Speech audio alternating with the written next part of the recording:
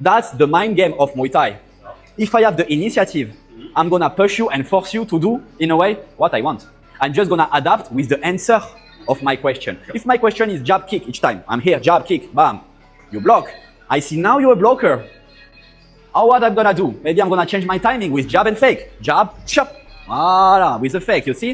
నిజంగానే మోయ్ థాయ్ అనేది mind game తో కూడింది. అందుకనే బుర్రవాడి ఇలాంటి కోచ్ అయితే నేను ఎంచుకున్నాను. సాధారణంగా అందరికి మోయ్ థాయ్ అంటే గుర్తుకొచ్చేది థాయిలాండ్ అని. కాకపోతే కొంచెం తెలివిగా ఆలోచించి వియత్నాం కంట్రీని ఎంచుకున్నా. మోయ్ థాయ్ని వియత్నాం లో ఎందుకు ఎంచుకున్నానో ఈ వీడియోలో చెప్తాను. ఎవరైతే ఫ్యూచర్ లో ప్లాన్ చేసుకుందాం అనుకుంటున్నారో వాళ్ళకి ఇన్ఫర్మేటివ్ గా ఉంటుంది. నేను వీడియో రికార్డ్ చేసే టైం కి ఒక్క థాయ్ బాట్ వచ్చి ₹2.92 ఉందన్నమాట. అదే వియత్నాం ఒక్క డాంగ్ వచ్చి మన ఇండియన్ కరెన్సీలో 0.0037 పైసా ఉందన్నమాట. ఏంట్రా మోయ్ థాయ్ అని చెప్పేసి కరెన్సీ ఎక్స్చేంజ్ వాల్యూ చెప్తున్నాడు ఏంట్రా అనుకుంటున్నారా? ఇక్కడే మ్యాటర్ ఉందండి. ఇనీషియల్ గా నేను థాయిలాండ్ ప్లాన్ చేసినప్పుడు దగ్గరగా 3 లక్షల నుంచి 4 లక్షల చిల్లర అయితే అవుతుంది ఫర్ 1 మంత్ అన్నమాట.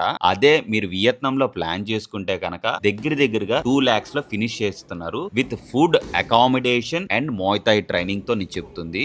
థాయిలాండ్ లెవెల్లో ఉన్న కోచ్ నైతే నేను ఎంచుకున్నాను అనమాట. ఈయన దగ్గర ఉన్న స్కిల్, టెక్నిక్స్ చాలా అద్భుతం. రిజెంట్ మా కోచ్ అయితే 1-on-1 కి నెలకి 50,000 ఛార్జ్ చేస్తున్నారు. అదే థాయిలాండ్ లో అనుకోండి సేమ్ ఇదే లెవెల్లో 3 times ఎక్స్ట్రాగా ఛార్జ్ చేస్తున్నారు. అంటే 1,00,000 నుంచి 1,50,000 దాకా ఉంటుందన్నమాట. నెక్స్ట్ 1 month లో నేను ఎంత వరకు ఏ లెవెల్లో నేర్చుకున్నాను అనేది మీరు చూస్తారు. అండ్ చూడాలి అనుకుంటే నన్ను ఫాలో కొట్టేసి పక్కన పెట్టుకోండి.